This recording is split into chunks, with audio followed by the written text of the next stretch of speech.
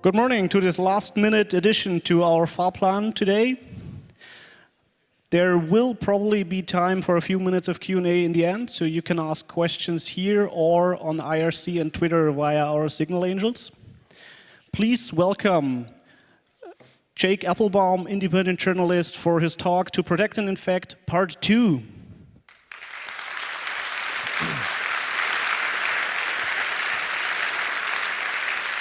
Okay. All right. Thanks so much for coming so early in the morning. Well, maybe not so early in the morning for most of you, apparently, since you've all been up for more than an hour. But I'm going to talk today a little bit about some things that we've heard about at the conference, and I'm going to talk a bit about some things that you have not probably ever heard about in your life and are even worse than your worst nightmares. So recently we heard a little bit about some of the low-end corporate spying that's often billed as being sort of like the hottest, most important stuff. So the Finfisher, the hacking team, the VuPen, and sort of in that order it becomes more sophisticated and more tied in with the National Security Agency. There are some Freedom of Information Act requests that have gone out that actually show VuPen being an NSA contractor writing exploits, that there are some ties there. This sort of covers the sort of the whole gamut, I believe, which is that you can buy these like little pieces of forensics hardware, and just as a sort of fun thing, I bought some of those, and then I looked at how they worked, and I noticed that this mouse jiggler, you plug it in, and the idea is that it like keeps your screen awake. So have any of you seen that at all? It's this piece of forensics hardware, so your screensaver doesn't activate. So I showed it to one of the systemd developers, and now when you plug those into a Linux box that runs systemd, they automatically lock the screen when it sees the USB ID. So when people talk about free software, free as in freedom, that's part of what they're talking about. So there's some other things which I'm not going to really talk a lot about it because basically this is all bullshit that doesn't really matter, and we can defeat all of that. This is the individualized things we can defend against. But I want to talk a little bit about how it's not necessarily the case that because they're not the most fantastic, they're not the most sophisticated, that therefore we shouldn't worry about it.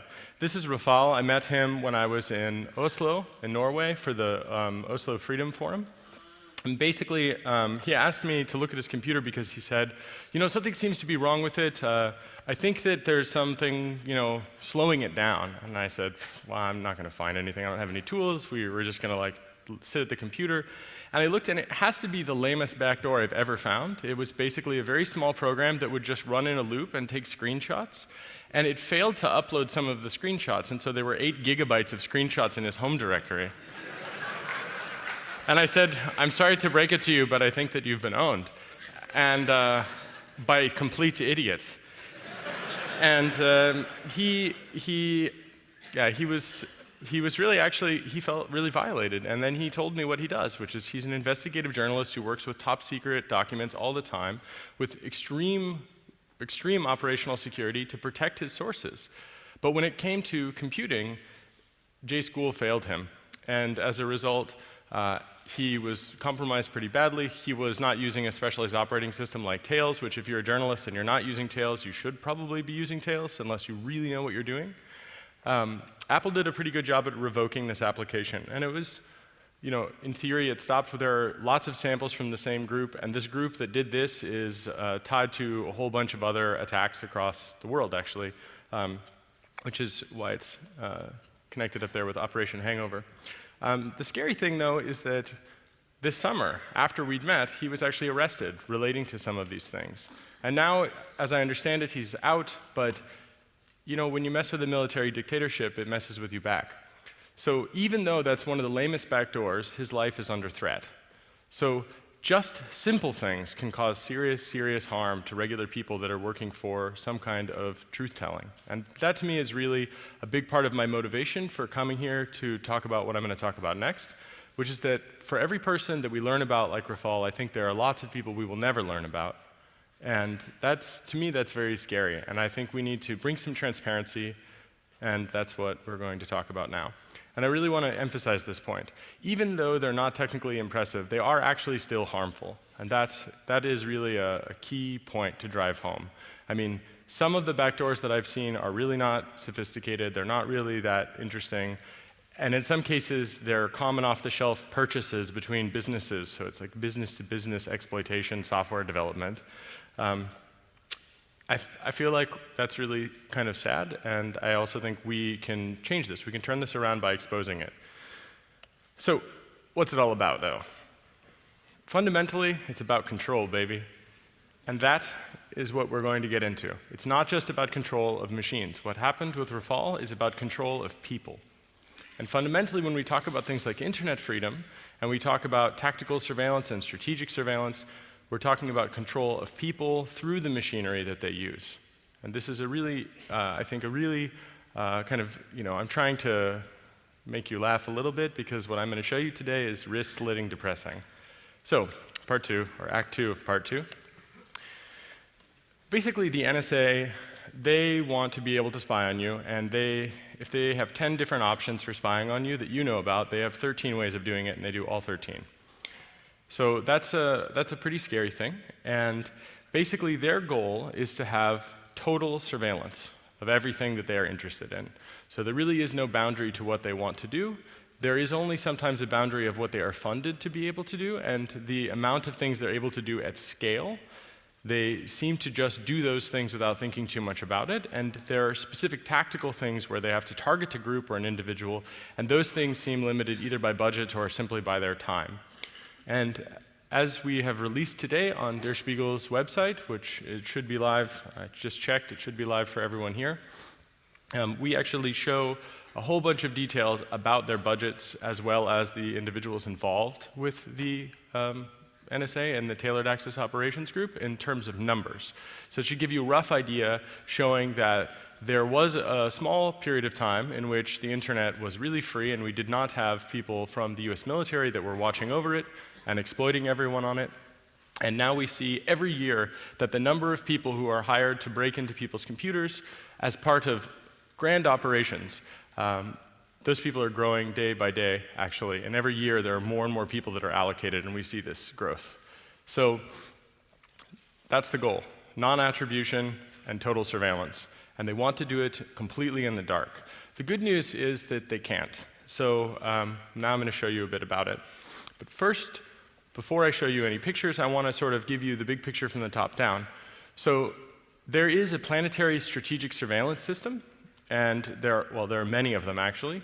Everything from, I think, off-planetary surveillance gear, which is probably the National Reconnaissance Office, and their satellite systems for surveillance, like the keyhole satellites. These are all things, for the most part, we actually know about these things. They're on Wikipedia. But I want to talk a little bit more about the internet side of things because I think that's really fascinating. So part of what we are releasing today with Der Spiegel, or what has actually been released, just to be clear on the timeline, I'm not disclosing it first. I'm working as an independent journalist, summarizing the work that we have already released onto the internet as part of a publication house that went through a very large editorial process in which we redacted all the names of agents and information about those names, including their phone numbers and email addresses. And I should say that I actually think that the laws here are wrong because they are in favor of an oppressor who is criminal. So when we redact the names of people who are engaged in criminal activity, including drone murder, we are actually not doing the right thing, but I believe that we should comply with the law in order to continue to publish, and I think that's very important.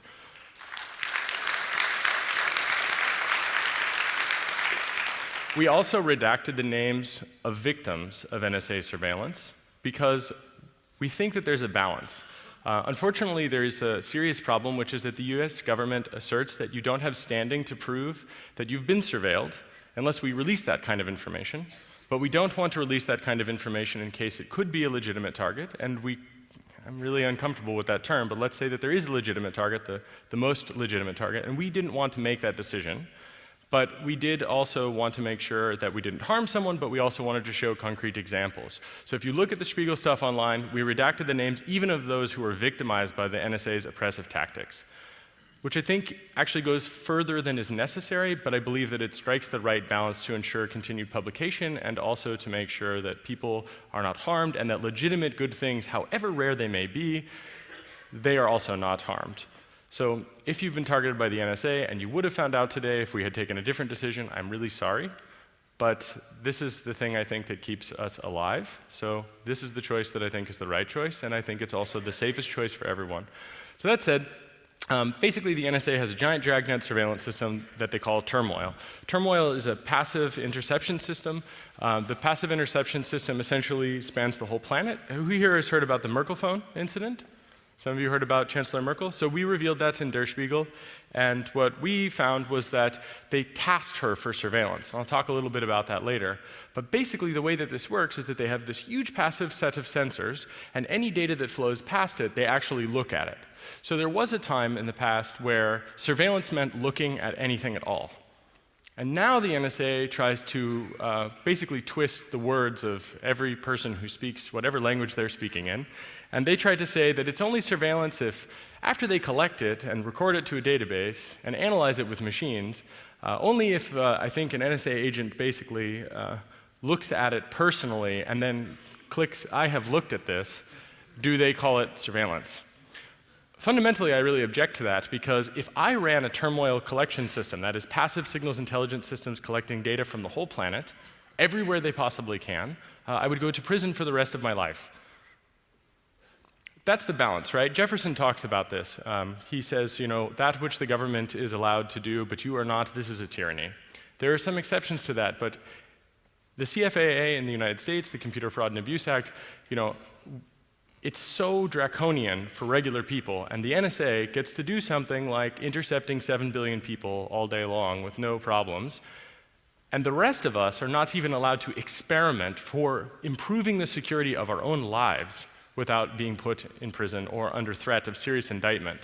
And that, I think, is a really important point. So the Turmoil system is a surveillance system, and it is a dragnet surveillance system that is a general warrant dragnet surveillance if there ever was one. And now we shot the British over this when we started our revolution. We called them general writs of assistance. These were generalized warrants which we considered to be a tyranny. And Turmoil is the digital version of a general writ of assistance system. And the general writ of assistance itself is not clear if it even exists, because it's not clear to me that a judge would understand anything that I just said.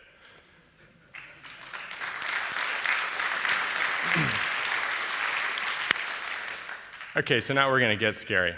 So that's just the passive stuff. There exists another system, it's called Turbine, and we revealed about this system in the Spiegel publications today as well.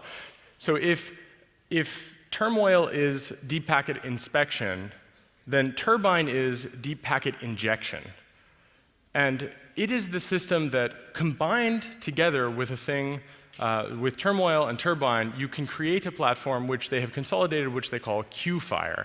QFire is essentially a way to programmatically look at things that flow across the internet that they see with Turmoil, and then using Turbine, they're able to actually inject packets to try to do attacks. And I'll describe some of those attacks in detail in a moment.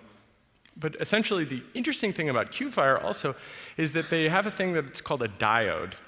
So if you have, for example, a large number of systems where you control them, you might say, hey, what are you doing on that backbone? Hey, what's going on with these systems? And they could say, well, we paid for access, we're doing this, it's all legal, et cetera.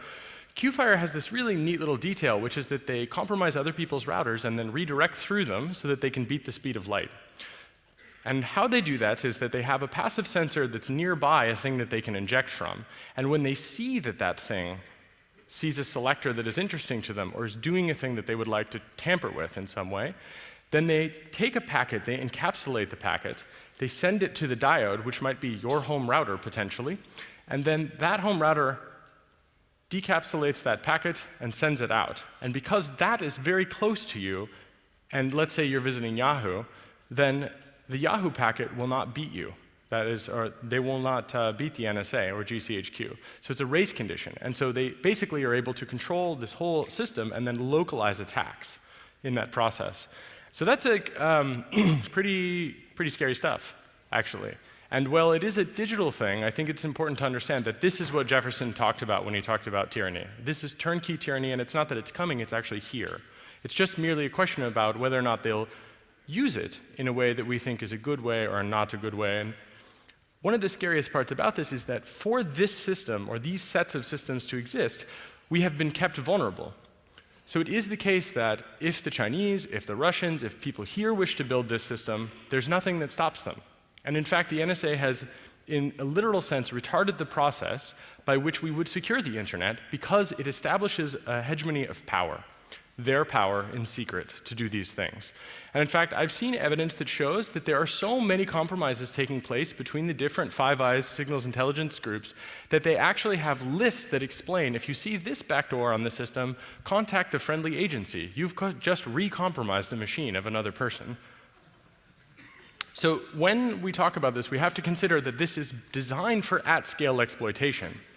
And as far as I can tell, it's being used for at-scale exploitation, which is not really, in my mind, a targeted, particularized type of thing, but rather it's phishing operations, it's phishing expeditions, it's more like phishing crusades, if you will.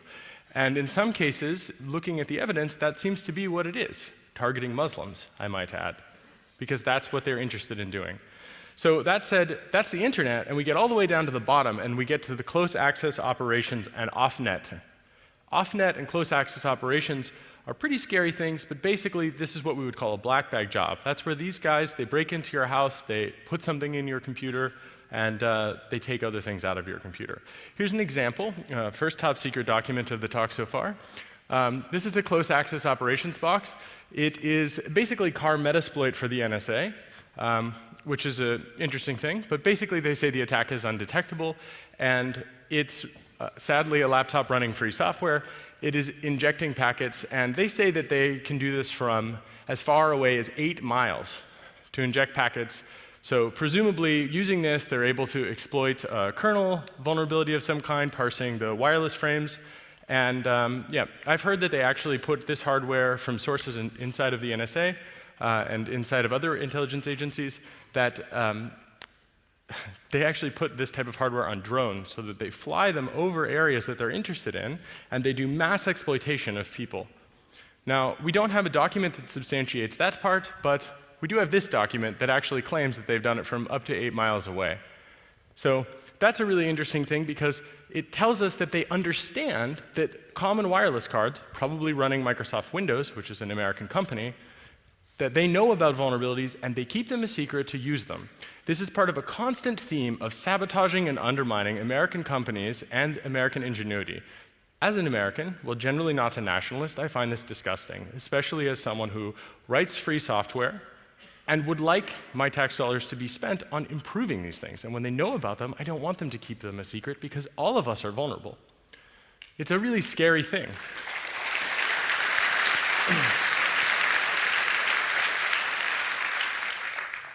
And it just so happens that at my house, myself and many of my friends, when we use wireless devices, Andy knows what I'm talking about, a few other people here, all the time we have errors in certain machines which are set up at the house, in some cases as a honeypot, thanks guys, where kernel panic after kernel panic, exactly in the receive handler of the Linux kernel where you would expect this specific type of thing to take place. So I think that if we talk about the war coming home, we probably will find that this is not just used in places where there's a literal war on, but where they decide that it would be useful, including just parking outside your house. Now, I only have an hour today, so I'm going to have to go through some other stuff pretty quickly. I want to make a couple points clear. This wasn't clear. Even though it was written in the New York Times by my dear friend Laura Poitras, who is totally fantastic, by the way, and you are great. But 15 years of data retention. So the NSA has 15 years of data retention. It's a really important point to drive home. I joked with Laura when she wrote the New York Times article with James Risen, she should do the math for other people and say 15 years. She said they can do the math on their own. I believe in them. I just want to do the math for you. 15 years. That's scary. I don't ever remember voting on that. I don't ever remember even having a public debate about it. And that includes content as well as metadata. So they use this metadata. They search through this metadata retroactively. They do what's called tasking. That is, they find a set of selectors. So that's a set of unique identifiers, email addresses, cookies, MAC addresses, IMEIs, whatever is useful, voice prints potentially, depending on the system. And then they basically task those selectors for specific activities. So that ties together with some of the attacks which I'll talk about. But essentially, quantum insertion and things that are like quantum insertion, they're triggered as part of the turmoil and turbine system and the Q-fire system, and they're all put together so that they can automate attacking people based on the plain text traffic that transits the internet or based on the source or destination IP addresses. This is a second top secret document. This is an actual NSA lolcat for the quantum theory program.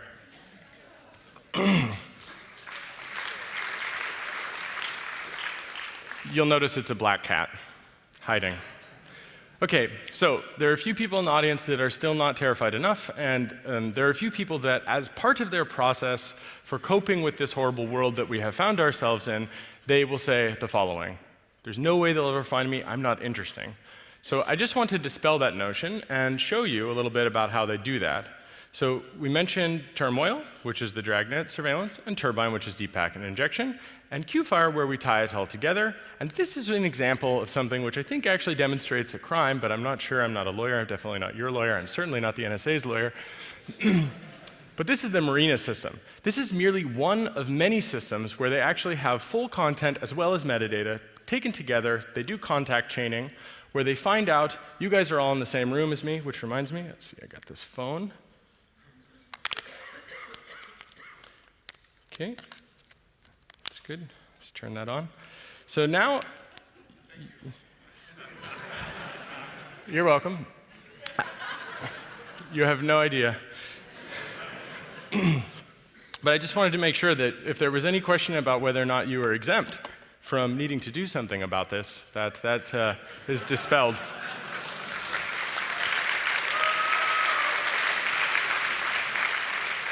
Okay, cell phone's on. Great. So, hey guys. So, the Marina system is a contact chaining system as well as a system that has data. And in this case, what we see is, in fact, reverse contacts and forward contact graphing. So, any lawyers in the audience? If there are American citizens in this database, is reverse targeting like this illegal? Generally? Is it possible that that could be considered illegal? Yeah, so interesting. If it's called reverse contacts instead of reverse targeting, yeah, exactly. So you'll also notice on the right-hand side, webcam photos.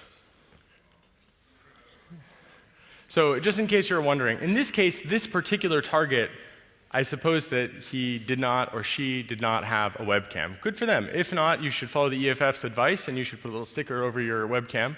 But you also note that they tried to find equivalent identifiers. So every time there's a linkable identifier that you have on the internet, they tried to put that and tie it together and contact chain it.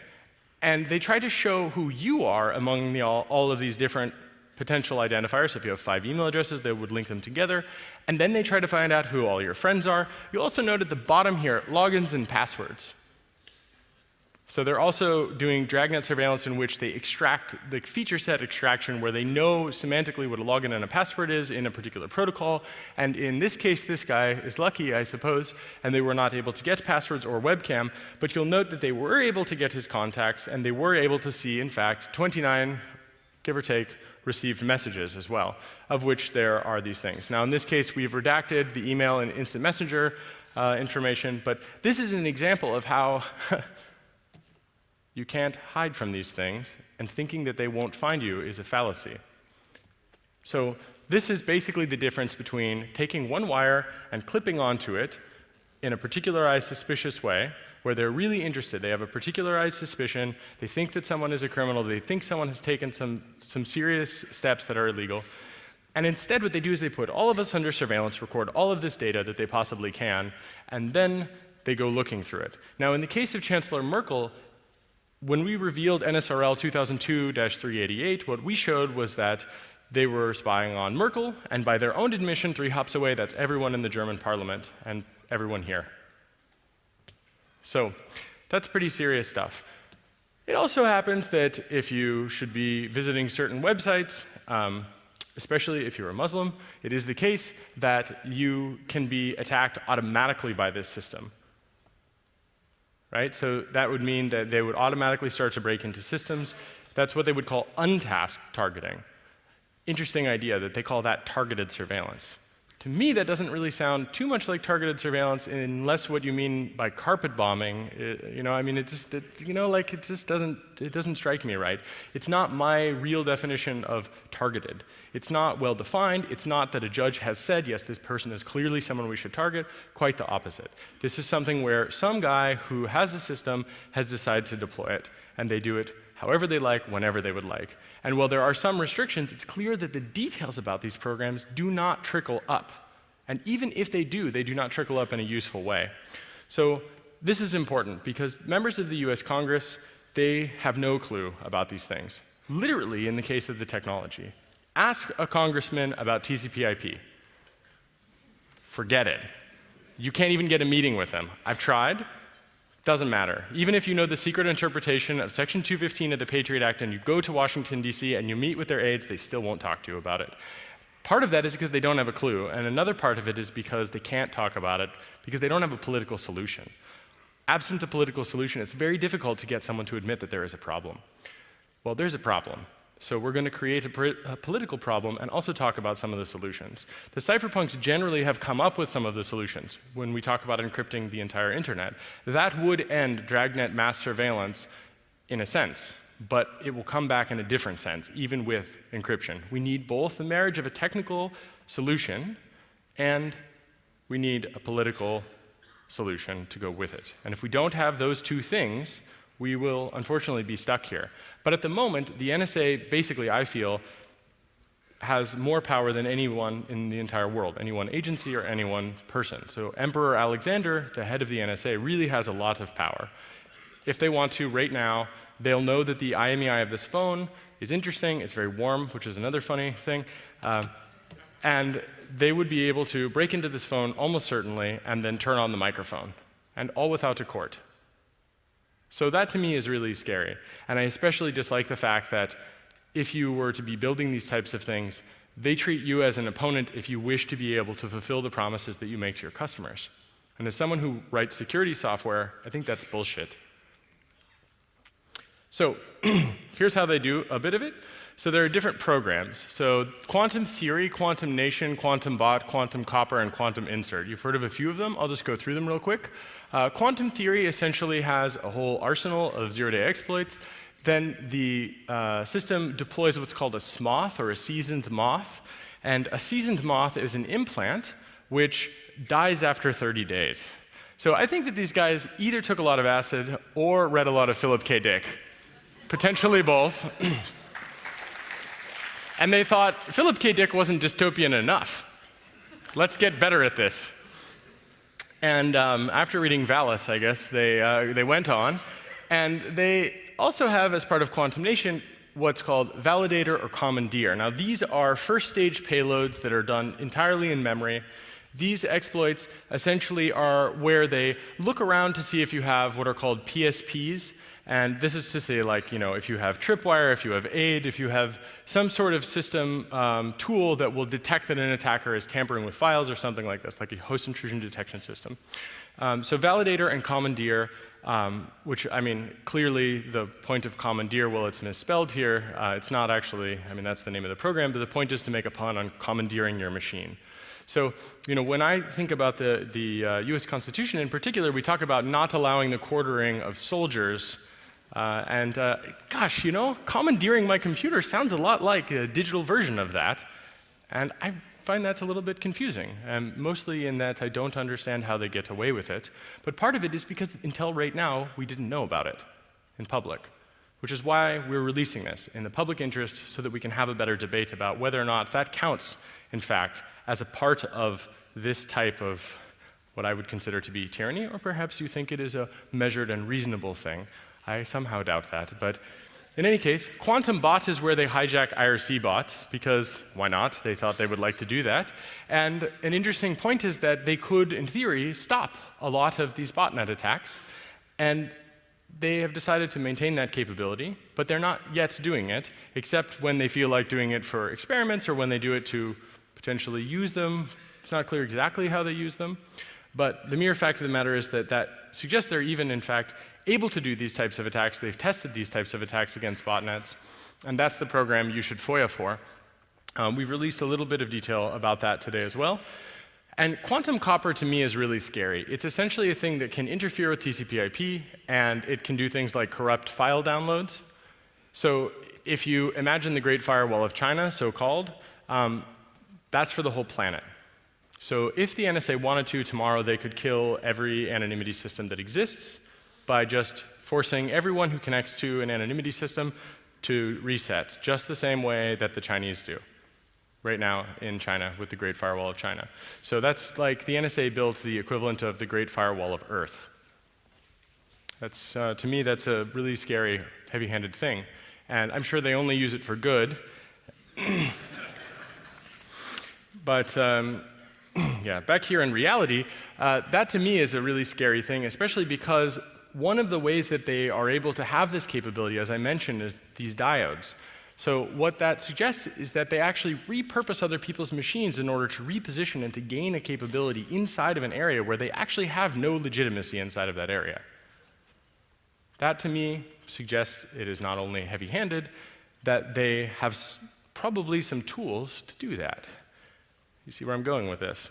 Well, quantum insertion, this is also an important point because this is what was used against Belgacom. This is what's used by a whole number of, unfortunately, players in the game, where basically what they do is they inject a packet. So you have a TCP connection, Alice wants to talk to Bob, and for some reason Alice and Bob have not heard about TLS.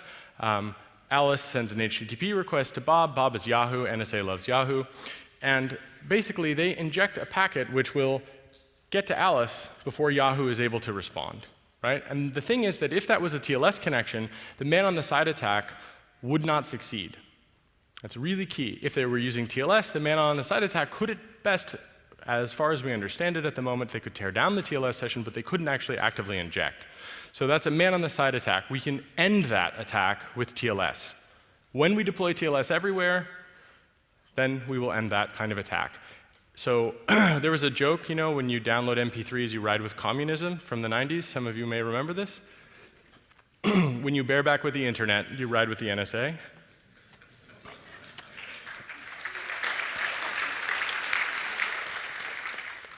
Or you're getting a ride, going for a ride. So the TAO infrastructure, tailored access and operations. Some of the Fox ACID URLs are public. Fox ACID is essentially like a watering hole type of attack where you go to a URL, quantum insert puts like an iframe or puts some code on your, in your web browser, which you then execute, which then causes you to load resources. One of the resources that you'll load, where you're loading CNN.com, for example, which is one of their examples.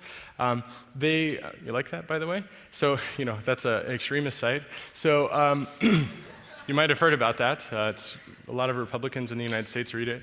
So, right before they wage illegal imperialist wars. So the point is that you go to a Fox ACID server, and it basically does a survey of your box and decides if it can break into it or not, and then it does. Yep, that's basically it. And the Fox ACID URLs, a few of them are public. Some of the details about that have been made public about how the structure of the URLs are laid out and so on. An important detail is that they pretend that they're Apache, but they actually do a really bad job. So they're like Hacking Team. Maybe it's the same guys. I doubt it, though. The NSA wouldn't slum with scumbags like that. But basically, you can tell. You can find them, because they aren't really Apache servers. They pretend to be something else. The other thing is that none of their infrastructure is in the United States. So a little quick anonymity question. You have a set of things, and you know that a particular attacker never comes from one place. So every country on the planet, potentially, but never one place. The one place where most of the internet is. What does that tell you in terms of anonymity? It tells you usually that they're hiding something about that one place.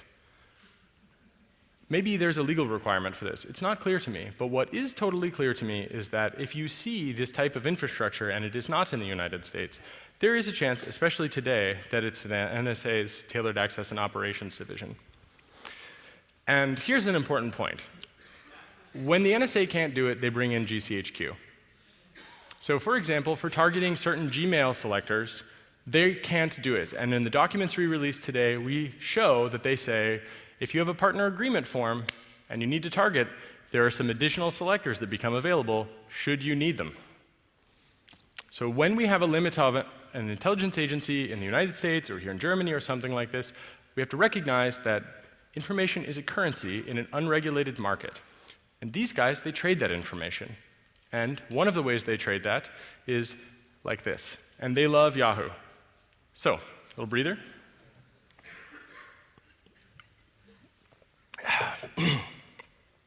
It's always good to make fun of the GCHQ with Austin Powers. Okay, another classified document here. That's actual NSA open office or PowerPoint clip art of their horrible headquarters that you see in every news story. I can't wait to see a different photo of the NSA someday. But you'll notice right here they explain how quantum works. Now, SSO is a special source operations site. So you've seen US embassies. Usually the US Embassy has dielectric panels on the roof. That's what we showed in Berlin. That was called Das Nest on the cover of Der Spiegel. That's an SSO site. So they see that this type of stuff is taking place. They do an injection, and they try to beat the Yahoo packet back. Now, another interesting point is that for the Yahoo packet to be beaten, the NSA must impersonate Yahoo. This is a really important detail because what it tells us is that they are essentially conscripting Yahoo and saying that they are Yahoo. So they are impersonating a US company to a US company user, and they are not actually supposed to be in this conversation at all. And when they do it, then they, of course, basically, if you're using Yahoo, you're definitely going to get owned. So, and I don't just mean that in that Yahoo is vulnerable, they are, but I mean people that use Yahoo tend to, maybe it's a bad generalization, but you know, they're not the most security-conscious people on the planet. They don't keep their computers up to date, I'm guessing, and that's probably why they love Yahoo so much. They also love CNN.com, which is some other, I don't know what that says. It's like a sociological study of compromise. But that's an important detail. So the SSO site sniffs, and then they do some injection. They redirect you to Fox Asset. That's for web browser exploitation. They obviously have other exploitation techniques. OK, so now, we all know that cell phones are vulnerable. Here's an example. This is a base station that the NSA has that I think it's the first time ever anyone's ever revealed an NSA IMSI catcher. So here it is. Well, actually, second time, because Der Spiegel did it this morning, but you know what I mean.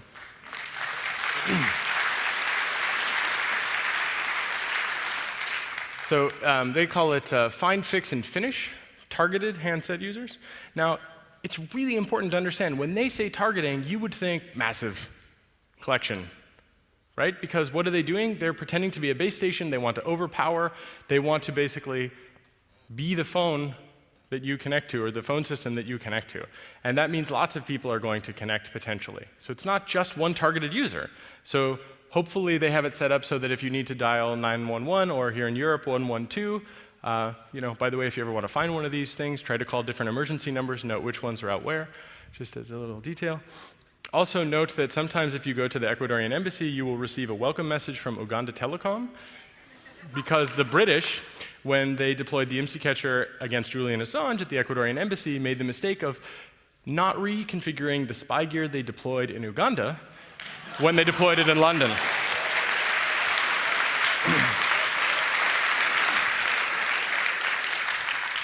And this can be yours for only $175,800 US. And this covers GSM and PCS and DCS and a bunch of other stuff. So basically, if you use a cell phone, forget it. It doesn't matter what you're doing. The exception may be cryptophone and redphone. In fact, I'd like to just give a shout out to the people who work on free software and software which is actually secure. Like Moxie Marlinspike, I'm so sorry I mentioned your name in my talk, but don't worry, your silence won't protect you. I think it's really important to know Moxie is one of the very few people in the world who builds technologies that is both free and open source, and as far as I can tell, he refuses to do anything awful. No backdoors or anything. And from what I can tell, this proves that we need things like that. This is absolutely necessary because they replace the infrastructure we connect to. It's like replacing the road that we would walk on and adding tons of spy gear. And they do that too. We'll get to that. Okay. So I'm going to go a little quick through these because I think it's better that you go online and you ingest it, and I want to have a little bit of time for questions. But basically, here's an example of how, even if you disable a thing, the thing is not really disabled. So if you have a Wi-Fi card in your computer, the Somber Knave program, which is another classified document here, that They basically repurpose your Wi-Fi gear.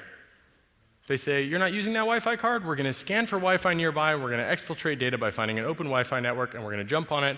So they're actually using other people's wireless networks in addition to having this stuff in your computer. And this is one of the ways they beat a so-called air-gapped target computer.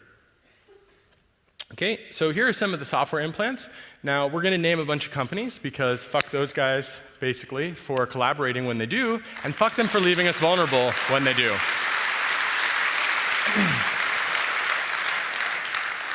And I mean that in the most loving way, because some of them are victims, actually.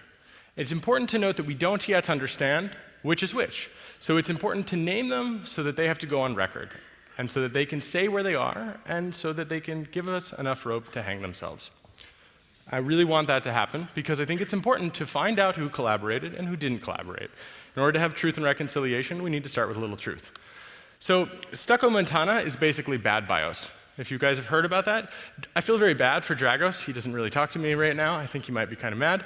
But after I was detained by the US Army on US soil, I might add, they took a phone from me. Now, it shouldn't matter, but they did. They also, I think, went after all my phone records, so they didn't need to take the phone. But for good measure, they just wanted to try to intimidate me, which was exactly the wrong thing to do to me.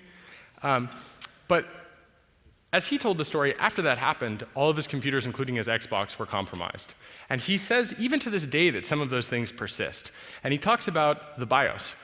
Here's a document that shows clearly that they actually reflash the BIOS, and they also have other techniques, including system management mode, related rootkits, and that they have persistence inside of the BIOS. So it's an incredibly important point. This is evidence that the thing that Dragos talks about, maybe he doesn't have it, but it really does exist. Now the question is, how would he find it? We don't have the forensics tools yet. We don't really have the capabilities widely deployed in the community to be able to know that and to be able to find it. Here's another one. This one's called swap. In this case, it replaces the host-protected area of the hard drive, and you can see a little graph where there's target systems, you see the internet, interactive ops, so they've got like a guy who's hacking you in real time, the People's Liberation Army, NSA, and you can see all of these different things about it. Each one of these things, including SneakerNet, these are different programs, most of which we revealed today in Der Spiegel. But you'll notice that it's Windows, Linux, FreeBSD, and Solaris. How many Al-Qaeda people use Solaris, do you suppose? This tells you a really important point. They are interested in compromising the infrastructure of systems, not just individual people. They want to take control and literally colonize those systems with these implants. And that's not part of the discussion. People are not talking about that because they don't know about that yet, but they should. Because in addition to the fact that Sun is a US company, which they are building capabilities against, that to me really bothers me. I can't tell you how much that bothers me. We also see that they're attacking Microsoft, another US company, and Linux and FreeBSD, where there are a lot of people that are building it from all around the world. So they're attacking not only collective efforts and corporate efforts, but basically every option you possibly can, from end users down to telecom core things. Here's another one, Deity Bounce. This is for Dell. So Dell PowerEdge 1850, 2850, 1950, 2950 RAID servers using any of the following BIOS versions. Right? So just in case you're wondering, hey Dell, why is that? Curious about that. Love to hear your statements about it.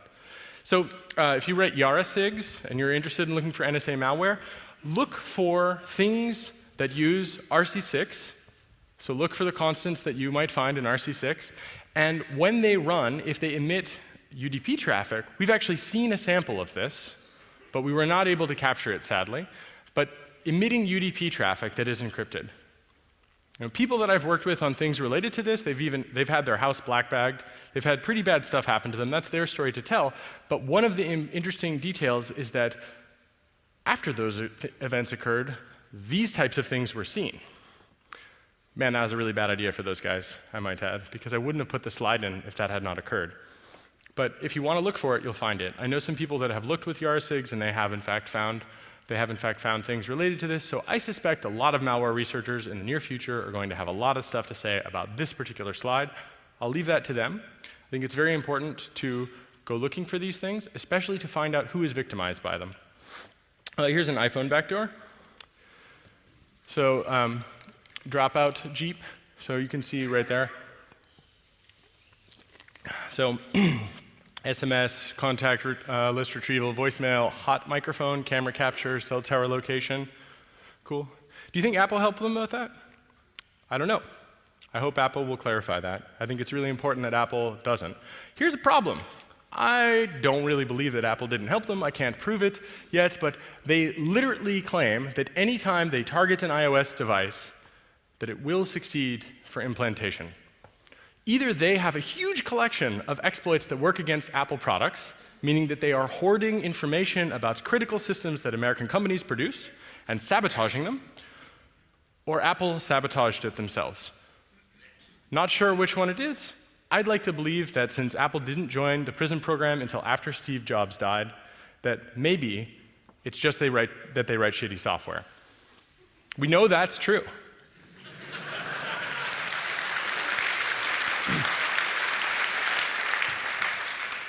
Here's a HVT, high-value target.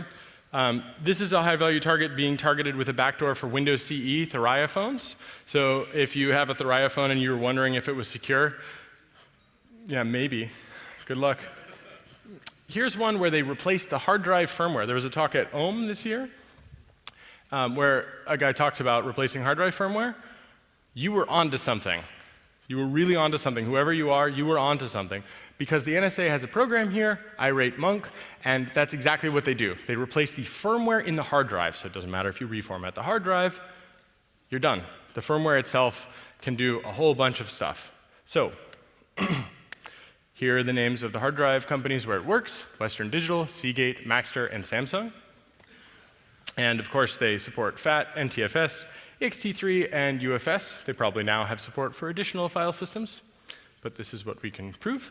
Please note at the bottom left and the bottom right, status: released and deployed, ready for immediate delivery, and unit cost, $0. It's free. Yeah, you can't get it. It's not free as in free software. It's free as in you're owned.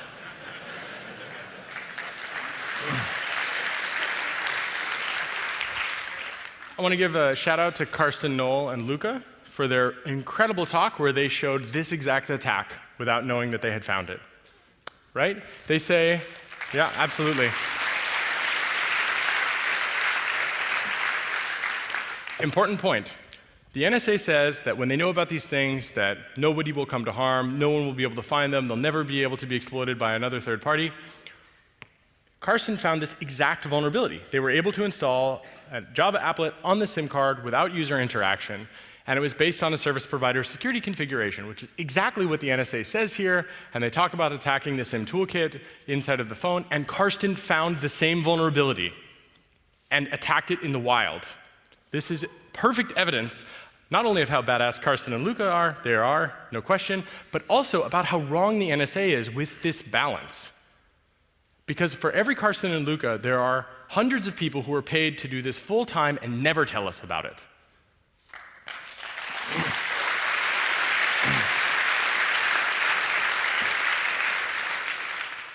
Important detail.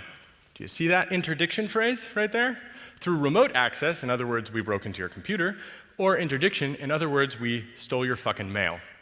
Now, this is a really important point. We all have heard about these paranoid, crazy people talking about people breaking into their houses. That's happened to me a number of times. Motherfuckers, getting you back.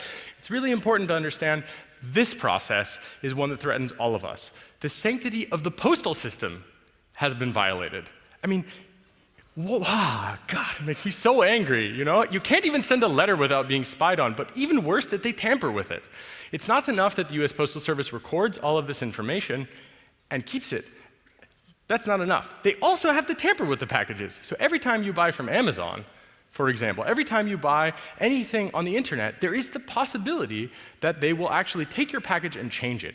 One of the ways that I've heard that they change it is that they will actually take the case of your computer and they will injection mold a hardware backdoor into the case of the computer. So that even if you were to look at the motherboard or have it serviced, you would not see this. It nearly just needs to be in the proximity of the motherboard. So let's talk about hardware implants that they would put into your devices. Here's one. This is called Bulldozer. It's a PCI bus hardware implant. Pretty scary. Doesn't look so great, but let's go on a little bit. Okay, here's one where they actually exploit the BIOS and system management mode. There's the graph. It shows all of these various different interconnections, which is important. Then they talk about the long-range comms, Inmarsat, VSAT, NSA means, and future capabilities. I think NSA means exists. Future capabilities seems self-explanatory. This hardware implant provides two-way RF communication. Interesting. So you disable all the wireless cards, whatever you need, there you go. They just added a new one in there, and you don't even know. Your system has no clue about it. Here's a hardware backdoor which uses the I2C interface because no one in the history of time other than the NSA probably has ever used it. That's good to know that finally someone uses I2C for something. Okay, other than fan control. But look at that. It's another American company that they are sabotaging. They understand that HP's servers are vulnerable, and they decided, instead of explaining that this is a problem, they exploit it. And Iron Chef, through interdiction, is one of the ways that they will do that. So I want to really harp on this. Now, it's not that I think European companies are worth less. I suspect, especially after this talk, that won't be true in a literal stock sense, but I don't know. I think it's really important to understand that they are sabotaging American companies because of the so-called home field advantage. The problem is that as an American who writes software, who wants to build hardware devices, this really chills my expression, and it also gives me a problem, which is that people say, why would I use what you're doing? You know, what about the NSA? Man, that really bothers me. I don't deserve the Huawei taint, and the NSA gives it. And President Obama's own advisory board that was convened to understand the scope of these things has even agreed with me about this point, that this should not be taking place, that hoarding of zero-day exploits cannot simply happen without thought processes that are reasonable and rational and have an economic and social valuing where we really think about the broad-scale impact. Now, we're going to go on to a little bit more. Here's where they attack SIM cards. This is Monkey Calendar. So it's actually the flowchart of how this would work. So in other words, they told you all of the ways in which you should be certainly looking at this. So if you ever see your handset emitting encrypted SMS that isn't text secure, you now have a pretty good idea that it might be this. Here's another example. If you have a computer in front of you, I highly encourage you to buy the Samsung SGH-X480C. That's the preferred phone of the NSA for attacking another person's phone. Not exactly sure why, but an important point is they add the backdoor, then they send an SMS from a regular phone. What does that tell you? What does that tell you about the exploitation process? It tells you that it's actually something which is pretty straightforward, pretty easy to do, doesn't require specialized access to the telecoms once they've got your phone compromised. That, to me, suggests that other people might find it, other people might use these techniques. Okay, here's a USB hardware implant called Cottonmouth. We released this in Spiegel today as well. See the little red parts? It will provide a wireless bridge onto the target network with the ability to load exploit software. Here's a little bit of extra details about that. It actually shows the graph at the bottom, how they do this, how they get around, how they beat the air gap of these things. And they talk a bit about being Genie compliant. So Genie and the rest of these programs, these are like Dropout Jeep is part of the chimney pool programs, and Cottonmouth is part of the rest of these programs over here. These are huge programs where they're trying to beat a whole bunch of different adversaries, and different capabilities are required. And this is one of the, probably, I think, more interesting ones, but here's the next revision of it where it's in a USB plug, not actually in the cable. And look, 50 units for $200,000 US. It's really cheap. You like my editorializing there, I hope. So $200,000, okay. And here's where you look for it. If you happen to have an X-ray machine, look for an extra chip. And that's a Howler Monkey radio frequency transmitter. Well, what's a Howler Monkey? We'll talk about that in a second, but basically, this is for Ethernet. Here, this is the Firewalk. It can actually do injection bidirectionally on the Ethernet controller into the network that it's sitting on. So it doesn't even have to do things directly to the computer. It can actually inject packets directly into the network according to the specification sheet, which we released today on Der Spiegel's website. As it says, active injection of Ethernet packets onto the target network. Here's another one from Dell with an actual Flux Babbitt hardware implant for the PowerEdge 2950.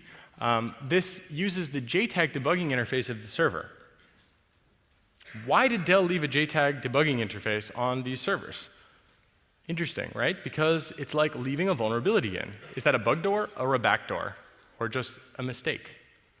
Well, hopefully they will change these things, or at least make it so that if you were to see this, you would know that you had some problems. Hopefully Dell will release some information about how to mitigate this advanced persistent threat, right? Everything that the US government accused the Chinese of doing, which they are also doing, I believe, we are learning that the US government has been doing to American companies. That to me is really concerning, and we've had no public debate about these issues, and in many cases, all the technical details are obfuscated away, and they're just completely outside of the purview of discussions. In this case, we learn more about Dell and which models. And here's the Howler monkey. These are actually photographs of the NSA implanted chips that they have when they steal your mail.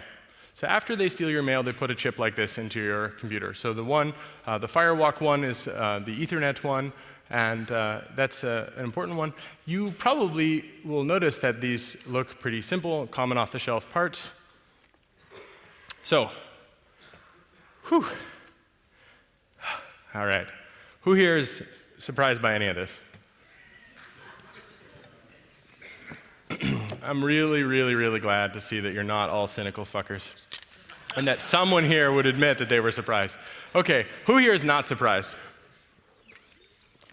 I'm gonna blow your fucking mind. Okay, we all know about Tempest, right? Where the NSA pulls data out of your computer, you radiate stuff, and they grab it, right? Everybody who raised their hand and said they're not surprised, you already knew about Tempest, right? Right? Okay. Well, what if I told you that the NSA had a specialized technology for beaming energy into you and to the computer systems around you? Would you believe that that was real, or would that be paranoid speculation of a crazy person? Anybody? You cynical guys holding up your hands saying that you're not surprised by anything? Raise your hand if you would be unsurprised by that. Good. It's not the same number. It's significantly lower. It's one person. Great. Here's what they do with those types of things. That exists, by the way. Makes you, when I told Julian Assange about this, he said it right. He said, I bet the people who are around Hugo Chavez are going to wonder what caused his cancer. And I said, you know, I hadn't considered that. But you know, I haven't found any data about human safety about these tools. Has the NSA performed tests where they actually show that radiating people with 1 kilowatt of RF energy at short range is safe? My God. No, you guys think I'm joking, right? Well, yeah, here it is. This is a continuous wave generator. A continuous wave radar unit. You can detect its use because it's used between 1 and 2 gigahertz, and its bandwidth is up to 45 megahertz. User adjustable, 2 watts, using an internal amplifier. External amplifier makes it possible to go up to 1 kilowatt. I'm just going to let you take that in for a moment.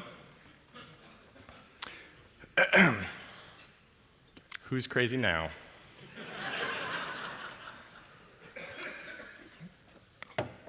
Now, I'm being told I only have 1 minute, so I'm going to have to go a little bit quicker. I'm sorry. Here's why they do it. This is an implant called RageMaster. It's part of the Angry Neighbor family of tools, where they have a small device that they put in line with a cable in your monitor, and then they use this radar system to bounce a signal. This is not unlike the Great Seal Bug that Louis Theremin designed for the KGB. So it's good to know we finally caught up with the KGB, but now with computers. They send the microwave transmission, the continuous wave, it reflects off of this chip, and then they use this device to see your monitor. Yep, so there's the full life cycle. First they radiate you, then you die from cancer, then you win. Okay, so here's the same thing, but this time for keyboards, USB and PS2 keyboards. So the idea is that it's a data retroreflector. Here's another thing, but this one, the Tawdry Yard program, is a little bit different. It's a beacon. So this is where probably then they kill you with a drone.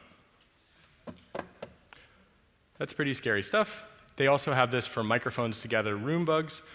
For room audio, notice the bottom, it says, all components are common off the shelf and are so non-attributable to the NSA.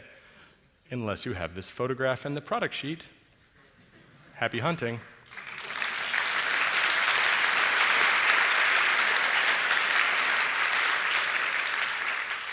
Just to give you another idea, this is a device they use to be able to actively hunt people down. This is a hunting device, right? Handheld finishing tool used for geolocation targeting handsets in the field. So, who was not surprised by this? I'm so glad to have finally reached a point where no one raised their hand except that one guy who I think misheard me. Or you're brilliant, and please stay in our community and work on open research. Yeah, and if you work for the NSA, I'd just like to encourage you to leak more documents.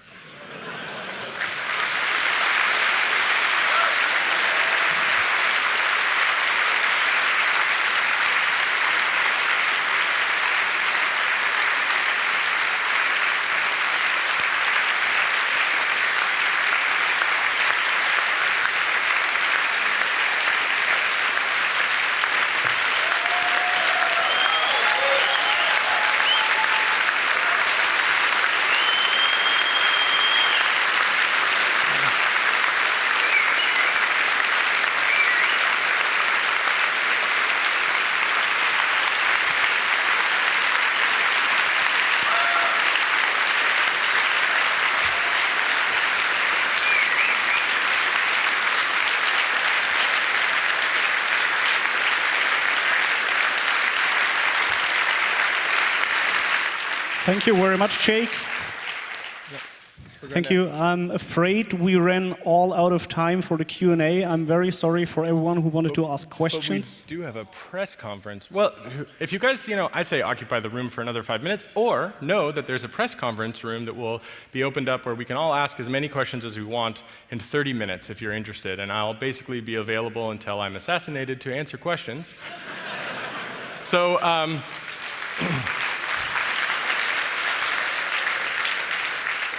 in the immortal words of Julian Assange, remember, no matter what happens, even if there's a videotape of it, it was murder. Thank you. Thank you. Please give a warm round of applause to Jake Applebaum.